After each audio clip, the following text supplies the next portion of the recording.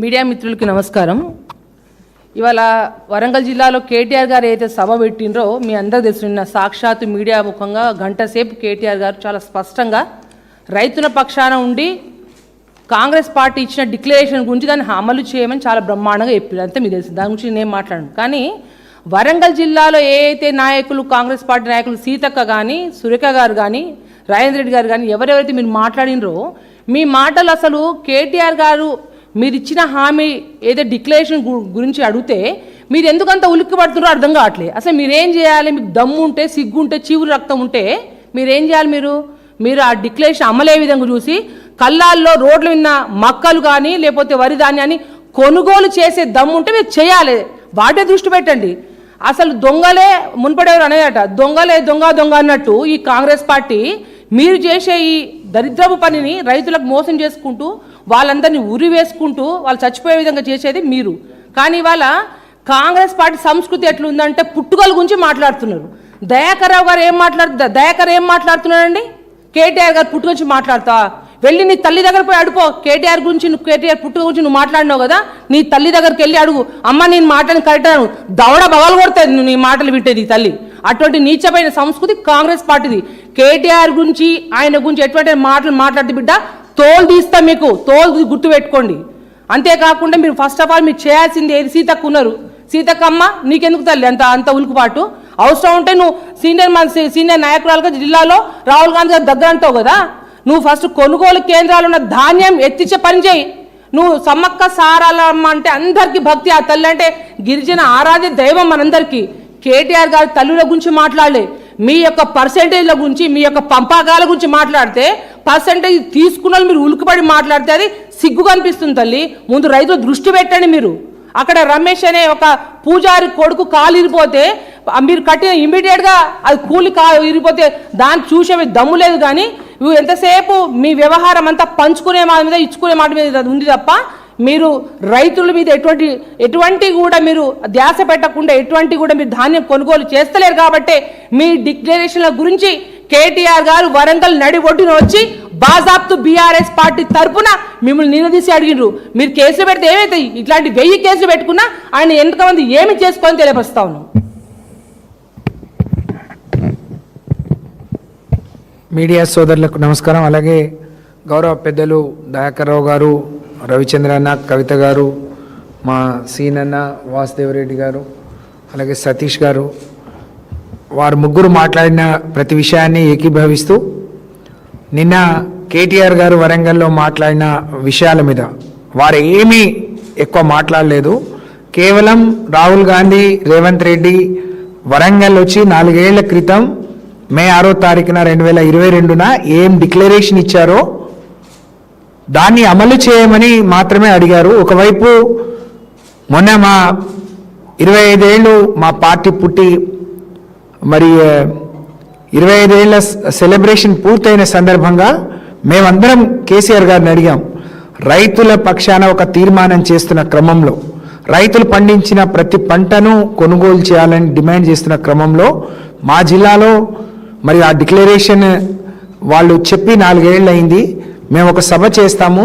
మేము అక్కడ పోయిన తర్వాత అందరం ఏమనుకున్నాం, కేటీఆర్ గారు వస్తే బాగుంటుంది, ఒక్కసారి కాంగ్రెస్ పార్టీ మరి గుర్తు చేద్దాం, వాళ్ళ మీద ఒత్తిడి తీసుకొద్దాం, రైతుల పక్షాన ఒక నమ్మకాన్ని విశ్వాసాన్ని కలిగిద్దామని మేము నిన్న సభ పెట్టాం.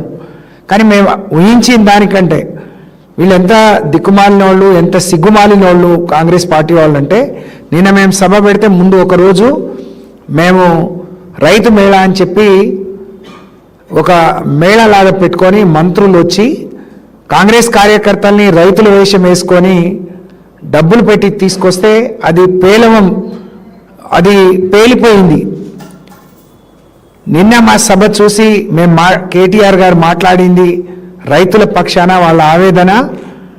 వారు ముందు రోజే వచ్చి 4-5 కళ్ళాలు చూసిన తర్వాత, మార్కెట్లు చూసిన తర్వాత, రైతులతో మాట్లాడిన తర్వాత, వాళ్ళ ఆవేదన చూసిన తర్వాత నిన్న మాట్లాడిన తీరును జీర్ణించుకోలేక ఇవాళ కేసు పెట్టడం, నిన్న మంత్రి గారు కానీ ఎమ్మెల్యేలు మాట్లాడిన తీరు నిజంగా కవిత గారు అంటే మీకు ఏమైనా సిగ్గు శరం ఉంటే మళ్ళీ గ్రామాలకు మీరు రావాలనుకుంటే ముందు పోయి ఆ కళ్ళాలు చూడండి, రైతుల బాధలు వినండి. అధికారం మీరు గద్దెనెక్కడం కోసం రైతుల ఉసురు పోసుకున్నారు. తప్పకుండా వాళ్ళ కన్నీళ్లలో మీరు కొట్టుకోపోతారు, మీ డిపాజిట్లు గల్లంత అవుతాయి బిడ్డ అని చెప్తా ఉన్నాం. ఇదే నాయని రాజేందర్ రెడ్డి, ఆయన రైతు కాదు, రైతుల కష్టాలు తెలియవు. ఎక్కడో హన్మకొండలో ఉండే రాజేందర్ రెడ్డి రైతుల గురించి కేటీఆర్ మాట్లాడితే కేసు పెట్టడానికి సిగ్గుండాలే నీకు. నువ్వు రైతు కాదు, రైతు కష్టాలు తెలియనోడివి నువ్వు. ఆయనే ముందుగా కేసు పెట్టిండు. ఇలాంటి కేసులు లెక్క చేయం బాబు. మీకు వచ్చింది తిట్టడం, మోసం చేయడం, కేసులు పెట్టడం, మీకు వచ్చిన విద్య అది. ప్రజలు గ్రహిస్తూ ఉన్నారు. మరి అద్దంకి దయాకర్ కూడా నాకు తెలిసి రైతు కాదు, ఎక్కడో రోడ్ల మీద రాజకీయాలు చేసుకునే వాళ్ళకు రైతు కష్టాలు తెలియని వాళ్ళు నోటికి ఏదొస్తే అది మాట్లాడుతూ ఉన్నారు. దీన్ని తీవ్రంగా ఖండిస్తూ ఉన్నాం. నిన్న కేటీఆర్ గారి మీద సీతక్క చేసిన విమర్శలు కానీ కాంగ్రెస్ పార్టీ నాయకులు చేసిన విమర్శలను తీవ్రంగా ఖండిస్తూ ఉన్నాం. ఆ వీడియోలు చూపించాం మేము. ఒక పిసిసి ప్రెసిడెంట్ ఉన్న రేవంత్ రెడ్డి మాట్లాడిండు, సార్ మరి మీరు వాళ్ళు 10,000 ఇస్తే మీరు 15 ఇస్తున్నారు.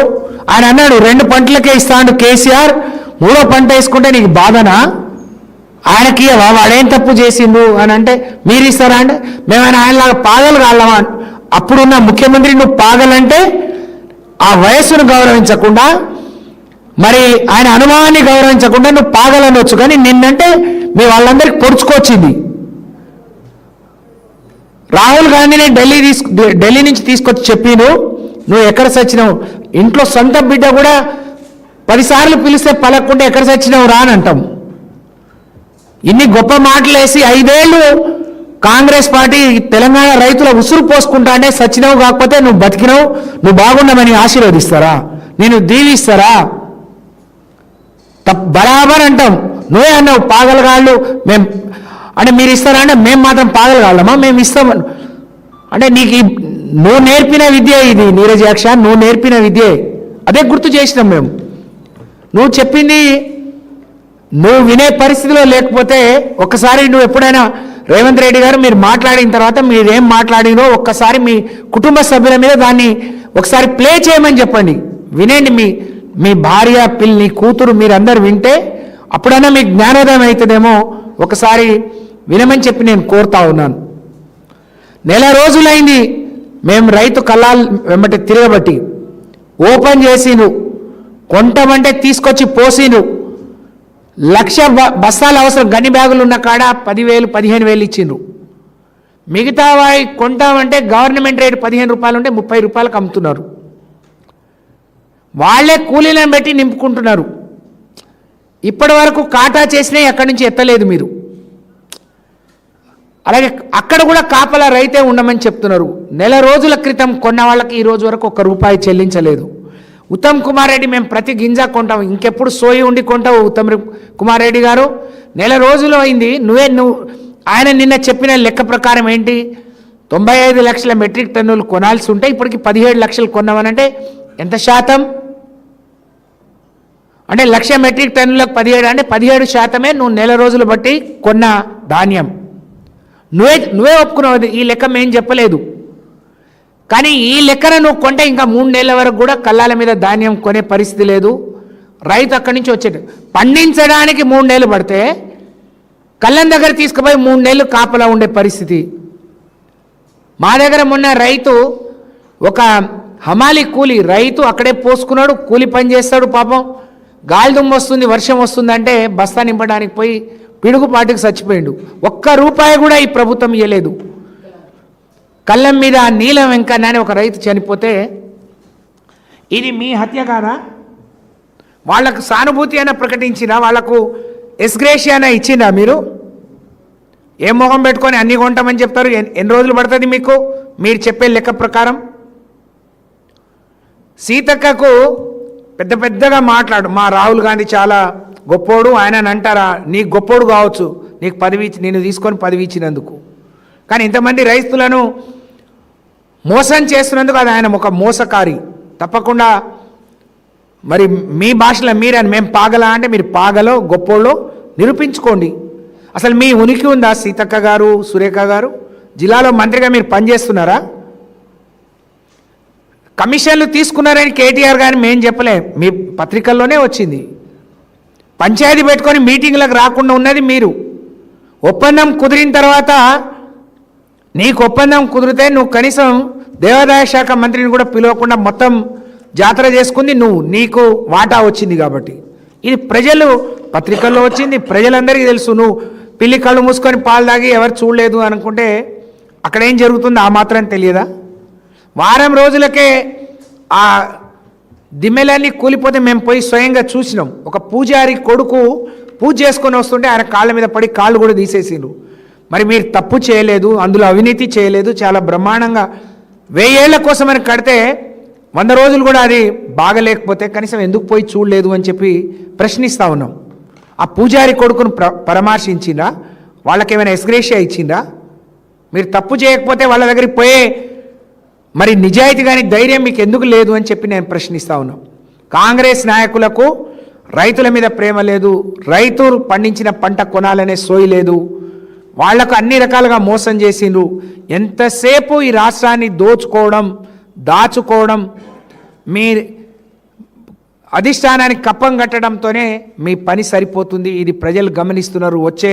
రాబోయే రోజుల్లో ఇదే రైతాంగం కాంగ్రెస్ పార్టీ నాయకులకు కర్రు కాల్చి వాత పెట్టడం ఖాయమని చెప్పి ఇప్పటికైనా మీరు జాగ్రత్తగా ఉండండి. ముందు మీరు మాట ఇచ్చినట్టు మొత్తం కొనుగోలు చేయమని చెప్పి డిమాండ్ చేస్తూ, కొనే వరకు బీఆర్ఎస్ పార్టీ కేసీఆర్ గారి నాయకత్వంలో, కేటీఆర్ గారి నాయకత్వంలో తప్పకుండా రైతుల పక్షాన మేము పోరాటం చేస్తామని చెప్పి ఈ సందర్భంగా తెలియజేస్తూ, మాట్లాడితే ఎదురు దాడి చేసే కాంగ్రెస్ పార్టీ, బీజేపీ పార్టీ నాయకులారా ఖబర్దారని హెచ్చరిస్తూ ఉన్నాం. ఇవాళ కౌశిక్ రెడ్డి గారి మీద జరిగిన దాడిని తీవ్రంగా ఖండిస్తూ, ప్రజాస్వామ్యంలో ఇది పద్ధతి కాదు, ఇట్లాంటి మాటలు సరి అయింది కాదు, ఇలాంటి దాడి సరి అయింది కాదు, దీన్ని అందరూ గమనించాలని, ఇది అందరూ ముక్త కంఠంతో ఖండించాలని నేను విజ్ఞప్తి చేస్తూ ఉన్నాను.